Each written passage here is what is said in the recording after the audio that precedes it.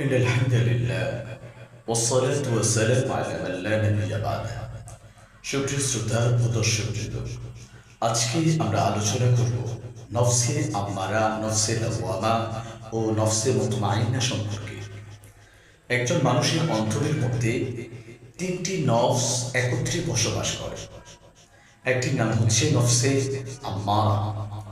এই নফসে আম্মারা সম্পর্কে আল্লাহ পবিত্র কুরআনুল কারীমে বলেন, ওয়ামা উবাররিউ নাফসি ইন্না নাফসা লাআম্মারাতুন বিসসুই ইল্লা মা রাহিমা রাব্বি।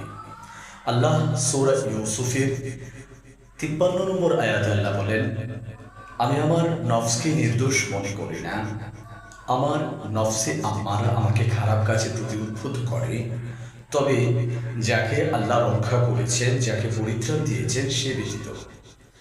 তাহলে বোঝা গেল এই সূরা ইউসুফের মধ্যে আল্লাহ নফসে আম্মারা সম্পর্কে সুন্দর করে আলোচনা করেছেন। তাহলে এই নফসে আম্মারার আসলে মূলত কাজ কি?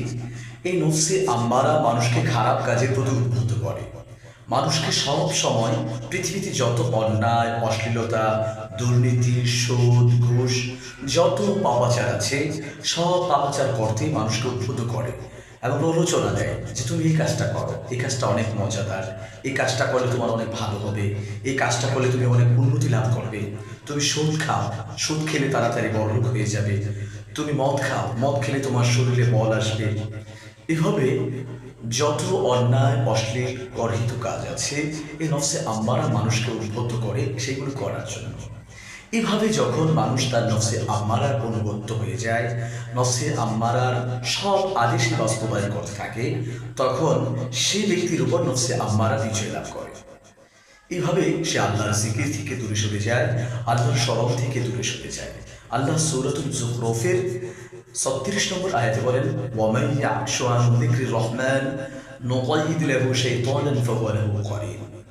আল্লাহ বলেন, যে ব্যক্তি দয়াময় আল্লাহর জিকির থেকে, স্মরণ থেকে দূরে সরে যায়, আমি তার জন্য একটি শয়তান নিযুক্ত করি, সে তার হয় সঙ্গী। ওয়াইন্নাহুম লায়াসুদ্দুনাহুম, থেকে সৎ পথ থেকে তাকে দূরে সরিয়ে দেয়। ওয়াহসাবুনা আন্নাহুম মুহতাদুন, এবং সে মনে করে সে সৎ পথের মধ্যে আছে, সে হেদায়েতের উপর আছে। আমরা এই আয়াত থেকে যেটা জানলাম, মানুষ যখন এইভাবে নফসে আম্মারার অনুগত হয়, তখন আল্লাহর পক্ষ থেকে একটা শয়তান তার উপর নিযুক্ত করে দেওয়া হয়। এই শয়তান তাকে সব সময় আক্রান্ত করতে থাকে, তাকে পরিচালনা করতে থাকে, খারাপ কাজের প্রতি ধাবিত করতে থাকে। এই করেন শয়তান যখন মানুষের নিয়ন্ত্রণ নিয়ে নেয়, তখন এই শয়তান তাকে দিয়ে সব অন্যায়, পাপাচার, শয়তানি কাজ করাতে পারে। এবং দুনিয়াতে যত পাপাচার আছে, অশ্লীলতা আছে এবং গুনার কাজ আছে, গান, বাদ্য, জুয়া, মদ, এরকম অন্যায় কাজগুলো তাকে দিয়ে করায় এবং তার মনের মধ্যে এই ধারণা দেয় যে সে আসলে ভালো কাজ করছে, সে আসলে সত্যের উপর আছে। এভাবে তাকে দিয়ে দেখবেন যারা বেশি পাপী হয়ে যায়, যারা বেশি অন্যায় কাজে লিপ্ত হয়, আপনি যদি তাকে জিজ্ঞাসা করেন, ভাই তুমি এই কাজটা করছো কেন, সে আপনাকে উল্টা জবাব দিবে যে হ্যাঁ এটাই তো ভালো। আপনি কোনো সুদখোর, ঘুষখোরকে যদি বলেন, ভাই তুমি সুদ খেলে কেন, ঘুষ খেলে কেন, তাহলে সে আপনাকে জবাব দিবে এটা তো ভালো কাজ, এটা আমার একটা ব্যবসা। দুনিয়া থেকে কেউ সুদ না খেয়ে থাকতে পারে? আপনার সন্তান যখন আপনার সামনে মদ খাবে, অশ্লীলতা করবে, তখন ওই নফসি আম্মারা আপনাকে বুঝাবে, আরে দুনিয়াতে এখন সবাই মদ খায়, সবাই অন্যায় কাজ করে, তোমার ছেলে করেছে তাতে কি হয়েছে? এই নফসে আম্মারা এত বড় জঘন্য একটা খারাপ কাজে মানুষকে নিযুক্ত করে দেয়। এই জন্য নফসে আম্মারা সম্পর্কে আল্লাহ পবিত্র কুরআনুল কারীমে সূরাতুল মুতাফফিফিনেও বলেন, কাল্লা বাল রানা আলা কুলুবিহিম মা কানু ইয়াকসিবুন, কখনোই নয়, বরং তাদের কৃতকর্মের কারণে তাদের অন্তর মরীচিকা পড়ে গেছে। তাহলে নফসে আম্মারা যখন মানুষের উপর বিজয় লাভ করে, তখন তার অন্তর মরীচিকা পড়ে যায়, সে আর ভালো কাজ করতে পারে না। আর নফসে লাওয়ামা কি? নফসে লাওয়ামা হচ্ছে, এই নফসে লাওয়ামা আপনি যখন কোনো গুনাহের কাজ করতে যাবেন, কোনো অন্যায়, অশ্লীল কাজ করতে যাবেন, তখন নফসে লাওয়ামা আপনাকে বাধা প্রদান করবে, আপনাকে তিরস্কার করবে, বলবে এই কাজটা ভালো না, এটা অন্যায়ের কাজ।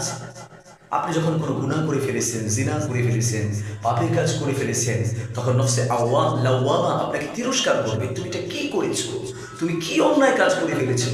এই নফসে আম্মারা, নফসে লাওয়ামা আপনাকে তিরস্কার করবে। আল্লাহ তাআলা পবিত্র কুরআনুল কারীমের মধ্যে বলেন, ওয়ালা উকসিমু বিন-নাফসিল লাওয়ামা, আমি নফসে লাওয়ামার কসম করছি। এই নফসে লাওয়ামা সম্পর্কে আল্লাহ আরেক স্থানে বলেছেন। তাহলে বোঝা গেল নফসে আম্মারা মানুষকে খারাপ কাজের প্রতি উদ্বুদ্ধ করে, আর নফসে লাওয়ামা মানুষকে যদি গুনাহ। তৃতীয় নম্বর প্রকারটি হচ্ছে নফসে মুতমাইন্না। এই নফসে মুতমাইন্না কি?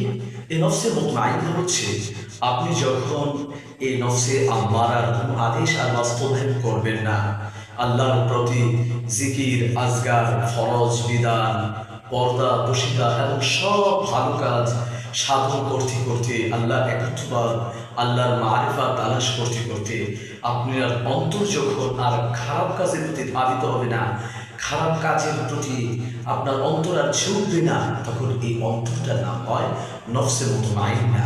আপনার খারাপ কাজ আপনার কাছে ভালো লাগবে না, খারাপ কাজগুলো খারাপ লাগবে, কোনো পাপের কাজ আপনার কাছে ভালো লাগবে না, আপনার কাছে বিরক্তিকর লাগবে। এই অন্তরটার নাম হচ্ছে নফসে মুতমাইন্না, গুনাহ থেকে পরিত্রাণকারী, গুনাহ থেকে নিরাপদ অন্তর। তাহলে এই নফসে মুতমাইন্না সম্পর্কে, যারা নফসে মুতমাইন্না যে বান্দা অর্জন করতে পেরেছে, এমন বান্দাদের জন্য আল্লাহ সুসংবাদ দিয়েছেন। আল্লাহ পবিত্র কুরআনুল কারীমের সূরাতুল ফজরের শেষ আয়াতে বলেন, ইয়া আইয়াতুহান নাফসুল মুতমাইন্না, হে প্রশান্ত আত্মা, হে মুতমাইন্না আত্মা, ইরজিই ইলা রাব্বিকি রাদিয়াতান মারদিয়া, তুমি তোমার প্রভুর নিকট সন্তুষ্ট চিত্তে এবং সন্তুষ্ট ভাজন হয়ে তোমার প্রভুর কাছে ফিরে যাও। এই মুতমাইন্না আত্মা যখন ইন্তেকাল করেন, মুতমাইন্না ব্যক্তি যখন এরকম আল্লাহর আবেদ খুঁজার বান্দা অন্তর সব কিছু থেকে কলুষিত মুক্ত হয়, তখন এই বান্দাদের জন্য মালাকুল মউত এসে বলে, হে প্রশান্ত আত্মা, তুমি বের হয়ে যাও। তখন ওই প্রশান্ত আত্মা তার দেহ থেকে বের হয়ে যায়। ফেরেশতারা তাকে নেওয়ার জন্য সুসজ্জিত জামা কাপড়, আতর, গোলাপ এগুলো নিয়ে উপস্থিত হয়ে থাকে। আল্লাহ তাআলা পবিত্র কুরআনুল কারীমের মধ্যে এটাই বর্ণনা করেছেন, ইরজিই ইলা রাব্বিকি রাদিয়াতান মারদিয়া, তুমি নিজে সন্তুষ্ট হও এবং সন্তুষ্ট ভাজন হয়ে তোমার প্রভুর কাছে ফিরে যাও। ফাদখুলি ফি ইবাদি, তুমি আমার আবেদ খুঁজার বান্দা, ইবাদতকারী বান্দাদের অন্তর্ভুক্ত হও। ওয়াদখুলি জান্নাতি, এবং আমার জান্নাতে প্রবেশ করো। এই যারা মুতমাইন্নার গুণ অর্জন করবে, যাদের অন্তর সব কিছু থেকে মুক্ত হবে, পাপের কাজ থেকে মুক্ত হবে, অন্তরটা মুতমাইন্না হয়ে যাবে, তাদের জন্য আল্লাহ পৃথিবীতে সুসংবাদ দিয়েছে। আমাদের অন্তরকেও যদি আমরা এরকম কলুষিত মুক্ত, পাপ মুক্ত করতে পারি, তাহলে আমাদের জন্য জান্নাত সুসজ্জিত করে রাখা হয়েছে। আমরা রবের কাছে সন্তুষ্ট চিত্রে, আনন্দ চিত্রে, হাসি খুশি মুখে ফিরে যেতে পারবো। আল্লাহ তাআলা আমাদের সকলের অন্তরকে এভাবে মুতমাইন্না করে আল্লাহর কাছে যাওয়ার তৌফিক দান করুন।